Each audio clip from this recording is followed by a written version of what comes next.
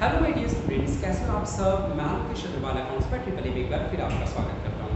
दोस्तों, आज की क्लास में हम लोग शुरू करने जा रहे हैं एलपीटी का सिंप्लेक्स मॉडल। बेटा एक नाम जो है सिंप्लेक्स मेथड या सिंप्लेक्स मॉडल, इसके नाम में ही सिंप्लेक्स है, बाकी एज सच इसके अंदर सिंप्लेक्स जैसा कुछ भी नहीं है। तो बेटा सिंप्लेक्स मॉडल कब लगाते हैं सवाल में, जब सवाल में लिखा हो सिंप्लेक्स मेथड से यूज करना है इसको।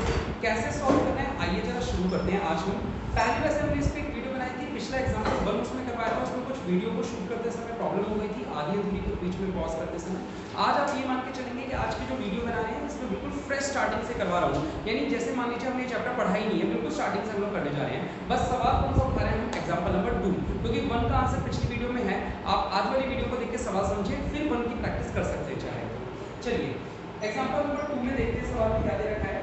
हम लोग ये जो यूज करें इसका स्क्रीनशॉट ले सकते हो, ऑलरेडी इक्वेशंस बना के दिए हैं एग्जांपल नंबर 2 में पेपर में आया हुआ सवाल, ठीक है। और देखो बेटा इसमें सारे सवाल ऐसे हैं जो कई जगह पूछे जा चुके हैं, बीकॉम पार्ट 3 या आईओ, ये सारे सवाल सिलेक्टेड सवाल ही दिया है हमेशा।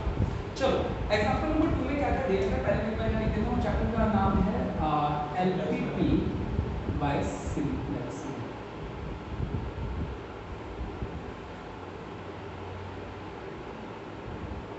ठीक है, चलो बेटा एग्जांपल नंबर 2 की जो वैल्यू दे रखी है मुझे वो बताइए पहले। ऑब्जेक्टिव फंक्शन क्या है, मैक्सिमाइज z 5x + 3y। चलो मैक्सिमाइज z 5x1 + 3x2। हाँ। ठीक है, उसके बाद सब्जेक्ट टू हमें कंडीशंस दे रखी हैं कि क्या सब्जेक्ट टू है, बोलो 3x1 + 5x2, 3x1 + 5x2 is less than equals to 15। उसके बाद अगली कंडीशन है 3x1 + 2x2, 5x1 sorry 5x1 + 2x2 हाँ is less than equals to 10। और वो तो होते ही है x1 x2 greater than equals to 0। वो लिखो चाहे मत लिखो, x1 x2 is greater than equals to 0। ये हमारा सवाल है, इसे हमें सिंप्लेक्स मेथड से सॉल्व करना है। सिंप्लेक्स मेथड में सॉल्व करने के लिए सबसे पहले हम इस सवाल को कन्वर्ट करते हैं। कैसे, आओ जरा एक बार मैं पहले यही लिखता हूं। Maximize z 5x1 + 3x2 as it is लिखा हूं, और सब्जेक्ट 2 के अंदर भी क्या कर रहा हूं बेटा, 3x1 + 5x2 ये बराबर करना है हमें 15 के, यानी किसके बराबर करना है, 15 के। बेटा ये 15 से छोटा है, हाँ या नहीं, ये 15 से छोटा है। इसमें अगर मैं कोई चीज जोड़ दूंगा तो ये 15 के बराबर हो जाएगा।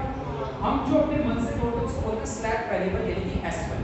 हमने अपने मन से अगर इसमें कोई वैल्यू जोड़ दी, ये भी 15 से छोटा है इतना, अगर मैं इसमें कोई जोड़ दूं तो ये 15 के बराबर हो जाएगा। क्या जोड़ा है हमें नहीं पता, लेकिन हम क्या बोलते हैं s1 जोड़ दिया इसके अंदर। उसके अलावा अगली कंडीशन क्या थी, 5x1 + 2x2 ये 10 से छोटा था, मुझे 10 के बराबर बनाना है, तो इसमें कोई आइटम जोड़ दूं कि 10 के बराबर बन जाए, हम क्या बोलेंगे इसको s2। जबकि ये रियल में प्रोडक्ट एग्जिस्ट ही नहीं कर रहे, s1 s2 का प्रोडक्ट है भी या नहीं है, ये रियल में कोई प्रोडक्ट है नहीं, डमी प्रोडक्ट्स ऐड कर रखे हैं सामने। तो बेटा हम इसको ऑब्जेक्टिव फंक्शन में भी ऐड करेंगे, यहां पे भी ऐड करेंगे s1 और यहां पे भी ऐड करेंगे क्या s2, क्योंकि दो नए प्रोडक्ट आ गए, x1 x2 तो थे ही, s1 s2 भी होनी चाहिए। लेकिन इन प्रोडक्ट जब प्रोडक्ट ही नहीं है तो प्रॉफिट भी नहीं होना इन पे, तो प्रॉफिट भी नहीं होना तो इनका जो मल्टीप्लायर है वो कितना होना चाहिए, 0, और इसका भी मल्टीप्लायर कितना होना चाहिए, 0। समझ रहे हो, क्योंकि इन प्रोडक्ट्स में कोई प्रॉफिट तो होने वाला है नहीं। क्लियर है, तो ये अब हमारी कंडीशन बन चुकी है। अब हम बनाने जा रहे हैं सिंप्लेक्स टेबल 1, जो हमारी पिछली वीडियो में कुछ कर दिया। हाँ बेटा, तो अब हम इसे आगे सॉल्व करने जा रहे हैं, देखते हैं इसमें क्या है आगे। ये बनाने के बाद सिंप्लेक्स टेबल 1 बनानी है, जो हमारा मेन मकसद है। तो हम बिल्कुल स्टार्टिंग से सीख रहे हैं कि सिंप्लेक्स टेबल 1 कैसे बनती है। ठीक है, देखो बेटा सिंप्लेक्स टेबल 1 इसको बनाने के लिए डिजाइन क्या होता है, बिल्कुल यहां से देखेंगे। देखो बेटा सबसे पहले हम क्या करेंगे, ये जो ऑब्जेक्टिव फंक्शन है ना हमारे, ये वाला, इन चीजों का नाम यहां पे लिखेंगे। यहां लिख देंगे प्रोडक्ट, क्या लिख देंगे बेटा, प्रोडक्ट। थोड़ा सा स्पेस रखेंगे एक लाइन का, थोड़ा एक लाइन का स्पेस, फिर प्रोडक्ट के नाम लिखेंगे। क्या क्या नाम है बेटा, x1 x2 x1 x2 फिर s1 s2। इसके ऊपर बेटा ये जो खाली जगह थी ना, यहां लिखेंगे CJ के सामने ये जो इनके कांस्टेंट्स थे ना वो लिखेंगे। x1 के साथ क्या था 5, x2 के साथ 3, s1 के साथ 0 और s2 के साथ 0। आ रहा है समझ में? अब यहां पे दो इक्वेशंस है। कितनी इक्वेशंस है? दो। इसका आंसर है 15, इसका आंसर है 10। तो यहां सीजे के नीचे यहां पे क्या लिखेंगे? 15 और प्रोडक्ट कौन से लिखेंगे इसके नीचे? ये वाले डमी प्रोडक्ट्स जो थे s1 और s2, ठीक है। और इसके साइड में फिर से इनका प्रॉफिट लिखेंगे। s1 का प्रॉफिट कितना था? 0 और s2 का प्रॉफिट कितना था? डिजाइन समझ में आ रहा है? यहां इक्वेशन लिखेंगे 15 के सामने देखो x1 के मल्टीप्लाई में कितना था? x2 के मल्टीप्लाई में, s1 के मल्टीप्लाई में s2 को था ही नहीं। 10 वाले में x1 के मल्टीप्लाई में 5, x2 के मल्टीप्लाई में s2, ये s1 तो है ही नहीं, s2 के मल्टीप्लाई में 1 है। आ रही बात समझ में? इसमें अगर मैं लाइनें खींच दूं तो ये कुछ इस तरीके से दिखेगा, हाँ या ना? क्लियर है बेटा? डिजाइन आया यहां तक बनाना। यहां हम निकालेंगे रेशो, वो बाद में निकलेगा, अभी नहीं निकालेंगे। अब यहां पे लाइन खींच देंगे क्योंकि इस सवाल में दो इक्वेशन है। कल मैंने जब एग्जांपल 1 करवाया था वहां 3 थी, तो यहां 3 आइटम आ गए थे। यहां 2 हैं तो 2 आएंगे। कोई डाउट किसी को? नहीं। चलो ठीक है। तो बेटा अब करना क्या है हम लोगों को? सुनना। ये तो हमने बना दिया ऊपर से देख के। अब जो हमें करना है वो मैं सिखा रहा हूं, वो ऐसे करना है, जब मैं सिखाऊंगा वैसे देखना। बेटा सबसे पहले यहां पे लिखेंगे ZJ, इस S2 के नीचे क्या लिख देंगे? ZJ। ZJ कैसे निकलेगा? ये निकलेगा 15 इंटू 0 0 प्लस 10 इंटू 0 0। समझ रहे हो क्या कह रहा हूं मैं? 15 इंटू 0 प्लस 10 इंटू 0 कितना आ गया सर? 0 प्लस 0 कितना हुआ? 0। ये आ गया 0। फिर अगला काम 3 इंटू 0 0 प्लस 5 इंटू 0 कितना हुआ? 0। 0 प्लस 0 कितना हुआ? बेटा ZJ पहले वाली टेबल में हमेशा 0 आता है। क्यों? क्योंकि जब मैं 0 से मल्टीप्लाई करूंगा, चाहे मैं इसको करूं चाहे मैं इसको करूं और फिर जोड़ दूं, तो अल्टीमेटली आना तो 0 ही है। तो मैं अपना दिमाग लगाऊं या बस 0 लिख दूं? 0 लिख दूं। अब हम अगला काम करेंगे CJ माइनस ZJ। CJ ये था 5, ZJ ये था 0। तो 5 में से 0 गया, 3 में से 0 गया, 0 में से 0 गया और 0 में से 0 गया। आई बात समझ में? हाँ या ना? अब हाँ, आप चाहो तो फर्स्ट टेबल में डायरेक्ट CJ माइनस ZJ भी लिख सकते हो। और पता है वो क्या होगा? वो यही होगा जो यहां था। डायरेक्ट CJ माइनस ZJ भी लिख सकते हैं हम लोग, ठीक है। अब आपको टेबल बनानी पहले आई या नहीं आई? हमने पहले प्रोडक्ट लिखा, प्रोडक्ट के बाद थोड़ा सा गैप रखा, प्रोडक्ट के नाम लिख दिया x1 x2 s1 s2 लिख दिए। फिर इनका कॉन्स्टेंट्स जो थे वो कॉन्स्टेंट ऊपर लिखे हमने, इससे ऊपर 5 3 0 0 5 3 0 0। और यहाँ पे दो इक्वेशंस थी 15 और 10 वाली, तो यहाँ पे आ गया CJ के नीचे क्या? ठीक है। यहां था 3 5 1 और S2 नहीं था। 3 5 1 S2 नहीं है। यहाँ 5 2 S1 नहीं है, S2 है। 5 2 S1 नहीं है, S2 है। ये सही से लगाना, वरना ये गड़बड़ हो जाते हैं तो 0 और 1 वाले, ठीक है, ध्यान से लगाना।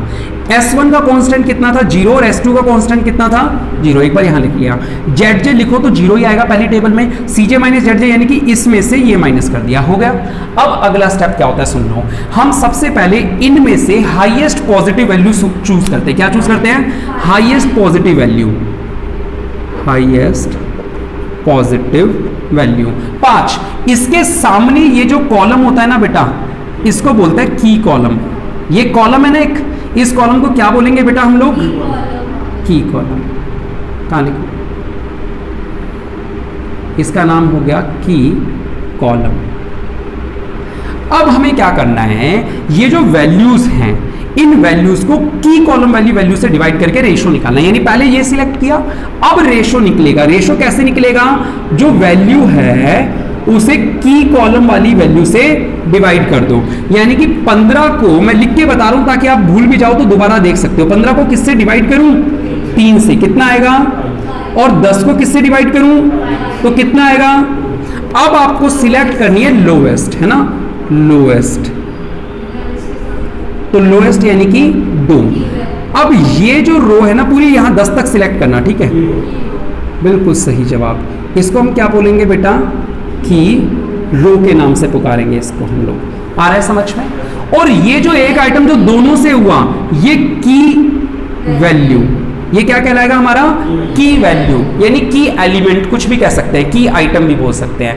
5 नंबर हमारे लिए इंपॉर्टेंट हो जाएगा अगली टेबल बनाने के लिए। बताओ पहली टेबल समझ में आई या नहीं आई? आ गई, कितनी आसानी से आ रही है, चलो बहुत बढ़िया। सिंपलेक्स टेबल 2 बनाने के लिए डिजाइन तो यही रखेंगे, क्या करेंगे, डिजाइन तो यही रखेंगे बेटा, सिंपलेक्स टेबल सेकंड, सेम वही, पहले लिख देंगे सीजे वही आएगा 5 3 0 0,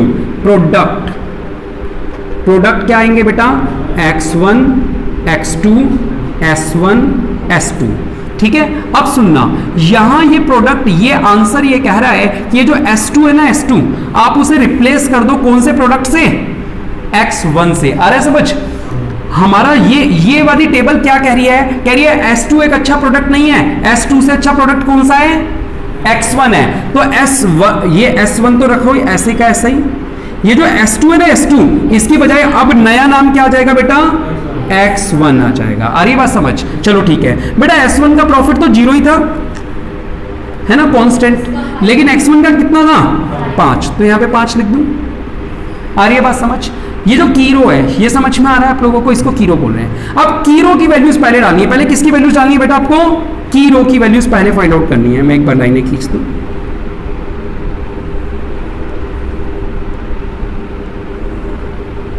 अब ध्यान से सुनेंगे की रो की नई वैल्यूज कैसे निकलती हैं। की रो की नई वैल्यूज निकालने के लिए आपको इसको की वैल्यू से डिवाइड करना होता है, यानी सारी वैल्यूज को, ठीक है, किससे डिवाइड कर दो, की वैल्यू से, यानी कि डिवाइड बाय 5, ठीक है। नीचे लिख दूं क्या कहीं पे, न्यू की रो इज इक्वल्स टू ओल्ड की रो डिवाइडेड बाय की वैल्यू, बिल्कुल सही बेटा, डिवाइडेड बाय की वैल्यू, यानी इन सबको 5 से डिवाइड कर देते हैं, कर दे, चलो आओ 5 से डिवाइड करो, कहाँ गया, 5 दूनी 10, 5 एकम 5, ये हो गया 2/5। अगर आप कैलकुलेटर पे टाइप करोगे तो 0.4 हो जाएगा, लेकिन मेरी सलाह है आप इसको ऐसी फ्रैक्शंस में रहने दें, 2/5, 0 को डिवाइड करोगे 0 ही रहेगा, 1 हो गया 1/5। आई बात समझ में नहीं आई, ये तो होता है की रो वाली, लेकिन जो नॉन की रो होती है उसकी वैल्यूज कैसे निकालते हैं, आओ मैं आप लोगों को इस बोर्ड, चलो इसी बोर्ड पे बताता हूं। नॉन की रोज, नॉन की का मतलब जानते हो, जो रो की रो नहीं हो वो रो क्या कहलाएगी, यहां पे नॉन की रो किस नाम से जानी जा रही है, S1 से, तो S1 के आंसर मैं निकालने वाला हूं। पहले नॉन की रो का फार्मूला सिखा देता हूं बेटा, फार्मूले का नाम है A minus B into C upon की वैल्यू, ये फार्मूला है, ठीक है। अब यहां पे A का मीनिंग क्या है बेटा, A का मीनिंग है वैल्यूज ऑफ दिस रो, क्या मीनिंग है इसका, value of this row. B का मीनिंग क्या है, वैल्यू ऑफ की रो या ओल्ड की रो, वैल्यू ऑफ ओल्ड की रो, ठीक है, या की रो जो थी पहले वो वाली है ना, हाँ वही है ना, वैल्यू ऑफ ओल्ड की रो या ओल्ड वैल्यूज, चलो ऐसे लिख लो, ओल्ड वैल्यूज कैसे भी लिख लो, बात देखिए, ओल्ड वैल्यूज ऑफ की रो। सी किसको बोलते हैं बेटा हम, वैल्यू इन की कॉलम ऑफ दिस रो, यानी जिस रो का आंसर निकाल रहे हैं, और की वैल्यू तो हम लोगों को पता है ही। करें बेटा, मैं S1 के लिए सॉल्व करने जा रहा हूं, ये डाटा किसके लिए, S1 के लिए, क्योंकि मेरी जो नॉन की रो है वो कौन सी है, S1। कैसे निकालेंगे, बहुत सिंपल तरीका है, आराम से देखना, आसानी से आ जाएगा। पहले आप क्या करोगे, S1 की जो भी पुरानी वैल्यूज थी सारी एज इट इज लिख दो, 15 3 5 1 0, 15 3 5 1 0, सबके आगे क्या लगा दो, माइनस का निशान, ठीक है, इंटू बी, माइनस के बाद क्या था, बी इंटू सी। बी क्या होता है बेटा, ओल्ड वैल्यूज ऑफ की रो, ये नए वाला आंसर नहीं, जो भी आपको नए टेबल में बनाना है उसके लिए ये मत देखना कुछ भी, उसके लिए क्या देखना पड़ेगा, पुरानी टेबल ही। पुराने वाली में की रो क्या थी, 10 5 2 0 1, तो यहां क्या लिख दोगे, 10 5 2 0 1। नई टेबल का आंसर निकालने के लिए कौन सी टेबल देखनी पड़ती है, पुरानी। पहले ये वाले का आंसर निकालना, तो ये लिख दिया 15 3 5 1 0, ठीक है। उसके बाद क्या लिख दिया, 10, ये जो की रो थी 10 5 2 0 1। अब इसको हमें मल्टीप्लाई करना है सी से, ठीक है, ये थोड़ा पास में लिख रहा हूं, मल्टीप्लाई, ठीक है, मल्टीप्लाई करना है सी से। सी का मतलब होता है वैल्यू ऑफ की इन की column of this row. This row यानी जिस रो का आंसर निकाल रहे हैं, जिस रो का आंसर निकाल रहे हैं उसमें की कॉलम में वैल्यू कौन सी थी, ये था की कॉलम, इसमें वैल्यू कितनी थी 3, तो यहां कितना आ जाएगा 3, सब जगह कितना आ जाएगा 3।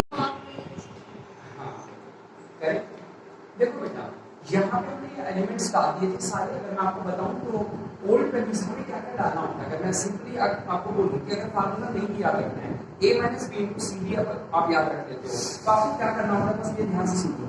a का मतलब क्या होता है, ये वाली वैल्यू 23 के बराबर 10 5 2 0 1, यही है। फिर माइनस में क्या, माइनस का निशान लगा दो। फिर क्या करना है, वो सॉरी आंसर किसका निकालना था, हमें इसका निकालना था, तो जिसका आंसर निकालना है 15 3 5 1 0, जिसका आंसर निकालना है। उसके बाद क्या करते हैं, माइनस का निशान लगा के वो रो लेते हैं जो की रो को, की रो का मतलब 10 5 2 0 1, 10 5 2 0 1, और मल्टीप्लाई कर देते हैं किससे, जिसका हमें आंसर निकालना है उसमें कॉलम में कौन सी वैल्यू है जो हाईलाइटेड है, कितना है 3, तो मल्टीप्लाई किससे कर देंगे 3 से, और डिवाइड करते हैं की वैल्यू से। की वैल्यू कितनी थी 5, तो ये बेटा मैंने आप लोग देखो यहाँ पे सब जगह लिख दिया है, ये तो ये तेजी से भी निकल सकता है, तो बड़ा फार्मूला ऐसा नहीं तो याद करना पड़ेगा। पहले वो आंसर वो लिख दो जो आपको निकालना है, फिर की वाली माइनस कर दो, और की वाली माइनस करने के बाद मल्टीप्लाई किससे करना है, जिसका हमें आंसर निकालना है उसके अंदर जो आएगा वो वाला, डिवाइड किससे करना है, ठीक है किससे करना है। बेटा मैंने एक एक चीज यहाँ पे नॉर्मल बिल्कुल स्ट्रेट फॉरवर्ड सॉल्व करके दिखा दिया, आई होप आपको समझ में आ गई होगी। तो यहाँ मैसेज डाल देता हूँ 9 0 19 बटा 5, 9 0 19 बटा 5 और 1 और माइनस का 3 बटा 5, ये टेबल बन चुकी है। अब हमें क्या करना होता है बेटा, जेड जे कैसे आता है, याद है 9 इंटू 0 0, 2 पंजे 10, तो 0 और 10 जोड़ा तो 10, 0 0 0 1 पंजे 5, बेटा 0 को किसी से भी करो 0 ही आएगा, यानी 5 को 2 बटा 5 से करेंगे तो 2 आ जाएगा, 5 से 5 कट जाएगा, 0 और 5 कितना हो जाएगा 0, 5 और 1 बटा 5 कितना हो जाएगा 1। अब क्या निकालेंगे बेटा, सीजे माइनस जेड, 5 में से 5 गया 0, और 3 में से 2 गया 1, 0 में से 0 गया 0, 0 में से गया माइनस 5। हमें कौन सी वैल्यू चूज करनी होती है, माइनस पॉजिटिव, तो हम ये वाली चूज करेंगे। ये वाला कॉलम हमारा की कॉलम क्या आएगा। अब हम निकालेंगे रेशियो। रेशियो कैसे निकालते हैं बेटा बताओ, याद है 9 को डिवाइड कर देंगे किससे, 19 बटा 5 से, तो बेटा 5 ऊपर चला जाएगा, ठीक है, तो 9 पंजे 45 बटा 19 हो जाएगा, ठीक है बेटा, और 2 को डिवाइड कर देंगे किससे, 2 बटा 5 से, तो 5 ऊपर चला जाएगा, कितना हो जाएगा 10 बटा 2 हो जाएगा। आगे बात समझ आता है ना, 2 डिवाइड बाय 2 बटा 5, तो क्या हो जाएगा 2, ये 5 ऊपर चले गया, नीचे क्या बचा 2, तो कितना बचा 10 बटा, आ रहा है समझ। अब बेटा 10 बटा 2 का मतलब कितना होता है 5, ये जो होता है 19 दिया 57 होता है, 19 दूनी 38 होता है, यानी 2 पॉइंट समथिंग आएगा। हमें कौन सी वैल्यू सिलेक्ट करनी होती है, जो दोनों में से लोअर हो, यानी ये 2 पॉइंट समथिंग आएगा, तो हमें सिलेक्ट ये वाली करनी है। आ रहा समझ नहीं आ रहा, जो लोअर है, और लोअर को सिलेक्ट करते हैं, इस रो को क्या बोल देंगे हम लोग, इसको बोल देंगे की, ठीक है, और ये वाली हो जाएगी आपकी वैल्यू। अब हम बनाएंगे सिंप्लेक्स टेबल थर्ड। अच्छा मैं आप लोगों को ये सीजे माइनस जेड निकालने की मैंने पिछली वीडियो में भी शॉर्टकट ट्रिक बताई थी, वही मैं यहाँ पे भी बता देता हूँ एक बार। बिना जेड लिखे, बिना जेड लिखे, जेड पे अगर आपको लगता है डिफिकल्ट टाइम लग रहा है, तो आप क्या कर सकते हो, सीजे माइनस जेड पे भी यही वाला रूल लगा सकते हो बेटा, जो मैंने ऊपर लगाया था। करूँ दोबारा से, क्या ट्रिक सिखाई थी मैंने, कि सर पहले तो पुरानी वाली वैल्यू लिखो, पुरानी वाली वैल्यू क्या थी 5 3 0 5 3 0 0। अब इसमें माइनस का निशान लगा के कौन सी वाली वैल्यू लिखूंगा, की वाली वैल्यू, यानी कि 5 2 0 1, 5 2 0 1। मल्टीप्लाई किससे करूंगा, सर ये वाली वैल्यू जो इसमें थी कितनी थी 5 5 5 5 5, और डिवाइड किससे करूंगा, की वैल्यू से, की वैल्यू कितनी थी 5 5 5। आ रहा है समझ में बेटा, ये 5 से 5 गया, 5 में से 5 गया 0, ये हो गया 5 से 5 गया, 1 में से 2 गया 1, ये तो 0 ही आएगा, और 0 में से 1 गया तो माइनस का 1, 0 1 0 माइनस 1, 0 1 0 माइनस 1। तो देखो बेटा इस तरीके से बिना जेड के निकाले भी आप डायरेक्ट शॉर्टकट ट्रिक लगा के ये यूज कर सकते हो। हाँ या ना, कर सकते हो। चलो अब हम नई टेबल बनाने जा रहे हैं, सिंप्लेक्स टेबल 3, जिसके लिए वर्किंग नोट यहाँ पे बना लेंगे, और सिंप्लेक्स टेबल 3 भी नहीं बनाएंगे। Simplex table theory. तब तक जब तक पॉजिटिव वैल्यूज दिखती रहे तब तक आपको टेबल बनानी पड़ेगी, ठीक है। चलो बेटा शुरू करते हैं। सिंप्लेक्स टेबल थ्योरी करें। सबसे पहले क्या लिखेंगे सर, यहाँ पे प्रोडक्ट लिख देंगे x1 x2 s1 s2 और यहाँ लिखेंगे cj। कितना था cj? 5 3 0 5 3 0 0। आया ना बेटा, यही करना होता है। अब सुनना क्या करना, वही जो टेबल 2 लगाते समय दिमाग लगाया था वही टेबल यहाँ पे भी सॉल्व करिए। बेटा टेबल 2 जब हमने बनाई थी तब हमने ये देखा कि जो कीलो होती है सबसे पहले उसमें s1 को रिप्लेस करना है। s1 बताओ बेटा कौन से आइटम से रिप्लेस होगा? x2 से। यानी इस बार s1 की बजाय प्रोडक्ट आ जाएगा x2 और x2 का कांस्टेंट क्या था? t, ठीक है। और इसकी वैल्यू कैसे निकलती है मैंने बताया, न्यू की रो की वैल्यू हमेशा कैसे निकलती है? जो की रो थी उसे की आइटम से डिवाइड कर दो। यानी बेटा सारी चीजें किससे डिवाइड करनी पड़ेगी? 19/5 से। अच्छा एक बार ये आंसर चेक कर लो कि सेकंड टेबल सही बनी है या नहीं बनी है, पता चले। हाँ सही थी, सही, ठीक है। चलो ये सारे आइटम कैसे करने पड़ेंगे बेटा? रेड वाले सब में यहाँ लिख देता हूं मैं, डिवाइड करना पड़ेगा किससे? 19/5 से। हिंट के लिए लिख रहा हूं। तो चलो बेटा 9 को 19/5 से डिवाइड करेंगे तो 5 ऊपर चले जाएगा, ठीक है, समझ लो। 9 19/5 कितना हो जाएगा? 45/9, ठीक है। तो ये कितना हो जाएगा? 45/90। अच्छा जीरो को कुछ भी करोगे तो जीरो ही रहेगा। 19/5 को 19/5 से करूंगा तो क्या हो जाएगा? 1 1 को 19/5 से करूंगा तो उल्टा हो जाएगा, क्या हो जाएगा? 5/19। और माइनस के 3/5 को 19/5 से करूंगा 3/5 इंटू 5/19। 5 से 5 कैंसिल हो गया, कितना बचा? माइनस का 3/19। बताओ समझ में आ गया? तो ये तो इजी था बेटा, आप लोगों को आइडिया होगा। चल अब हम क्या निकालेंगे बेटा? नॉन की रो। ये तो की रो थी, की रो निकालने के लिए तो आप लोगों को पता क्या था। अब नॉन की रो में क्या आइटम लिखूंगा? आइटम तो क्या नाम था इसका? x1। तो ये तो x1 ही रहेगा और x1 का कांस्टेंट क्या था? 5। ये 5 रहेगा। ये वैल्यूज निकालने के लिए फिर से मैं फार्मूला लगाने वाला हूं। कौन सा? x1 वाला। फार्मूला क्या लगेगा? a का मतलब क्या होता है बेटा? पुरानी वाली सारी वैल्यूज लिख लो। करेक्ट। x1 के लिए सॉल्व करना 2 क्या था? 2 1 2/5, ठीक है, 0 और 1/5।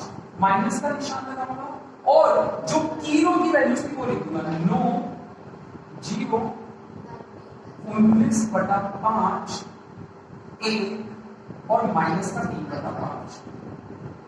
मल्टीप्लाई करेंगे इसको किससे बेटा? सर ये जो आंसर हम निकाले, आंसर इसका निकाले ना, इसमें तो की कॉलम में वैल्यू थी, कौन सी थी? 2/5। यानी सबको किससे मल्टीप्लाई करना है? 2/5 2/5 2/5 2/5। और डिवाइड किससे करना है सबको? की वैल्यू कितनी थी हमारी? 19/5 19/5 19/5 19/5 19/5 और 19/5। आप लोगों को विजिबल नहीं होगा लेकिन ऑडिबल तो होगा, सुन तो पाएंगे। आओ मैं इसको सॉल्व कर देता हूं। करो देखो, दो को ऐसे ही करो, इजी करो आराम से। 9 दूनी 18/5। हाँ या ना? ये नीचे था 19/5, ये पलट के 5/19 हो जाएगा, ठीक है। 5 से 5 कैंसिल हो गया तो क्या बचा? 2 - 18/19। एलसीएम लिया 19 19 दूनी 38 माइनस 18 कितना बचा? 20/। कर सकते हैं नेक्स्ट नॉर्मल मैथ से बचपन वाली। ये बेटा 1 में से 0 को मल्टीप्लाई डिवाइड करेंगे 0 आएगा, 1 आ जाएगा। आ रहा है समझ? 2/5 को ऐसे रखो। आप कैसे डिवाइड? 2/5। हाँ सही है, 2/5। सुना बेटा 19/5 और 19 दूनी कितना हो गया बेटा? 38/25। हाँ या ना? और ये 19/5 जो था ये ऊपर चले गया 5/19 हो गया। हाँ या ना? इस 2/5 को थोड़ी देर ऐसे ही करो, इसको सॉल्व करो। 5 × 5 5/25 19 × 19 19 दूनी 38। आ रहा है समझ? 2 1 2 और 5 1 5। ये कितना बचा बेटा? 0 है माइनस 1 को किया तो 2/5 ही आया। 19/5 पलट के कितना हो गया? 5/19। 5 से 5 कैंसिल हुआ तो बचा माइनस का 2/19। ये 1/5 को ऐसे ही रखो, ठीक है। ये हो गया माइनस का 6/25 और ये 5/19 पलट के आ गया। 5 से काटा तो 5 का 5 ये कटेगा नहीं, तो कितना हो गया माइनस का 6/19 में कितना होता है 85 सर 20 19 में 95 होता है ना, 6/20 हाँ नहीं कटेगा 19 में 95 आ रहा है समझ। तो ये हमारी नई वैल्यूज आ गई 20/19। माइनस भी तो करेंगे क्या बेटा? 6/50 माइनस भी तो करेंगे। अच्छा मान लीजिए 1/5 माइनस का 6/95। अब सुनना बेटा, माइनस माइनस क्या हो जाएगा प्लस, एलसीएम आ गया कितना 95। 5 में 95 का बाद है 19 पे, 19 प्लस 6 यानी आ गया 25/95। चलो करो 20/19 1 0 माइनस का 2/19 और 25/95। 5 से काट सकते हो, चाहो 5/25 और 5/19 5/19 आ रहा है समझ में नहीं आ रहा? मैथ्स से 3rd 4th क्लास वाली बताओ, ये बात समझ में आ गई। अब हमें क्या करना है जेडजे निकालना है। तो जेडजे निकालूं या डायरेक्ट शॉर्टकट लगा के सीजे माइनस जेडजे निकालूं? अगर शॉर्टकट लगाना है तो सीजे माइनस जेडजे निकालने के लिए यही वाला फार्मूला लगाना पड़ेगा, ठीक है। चलो ये वाला फार्मूला लगाएंगे, पहले तो पुराने वाला सीजे माइनस जेडजे लिखेंगे। कितना था 0 1 0 माइनस 0 1 0 और माइनस आया समझ। अब क्या करेंगे बेटा, हम लोग किलो वाला लिखेंगे 0 19/5 1 और माइनस का 3/5 और मल्टीप्लाई करेंगे कि जिसका आंसर अभी हमें निकालना है उसमें यहाँ आइटम कितना था 1, इससे मल्टीप्लाई किया 1 से डिवाइड करना था की वैल्यू कितनी थी हमारे सवाल में 19/5।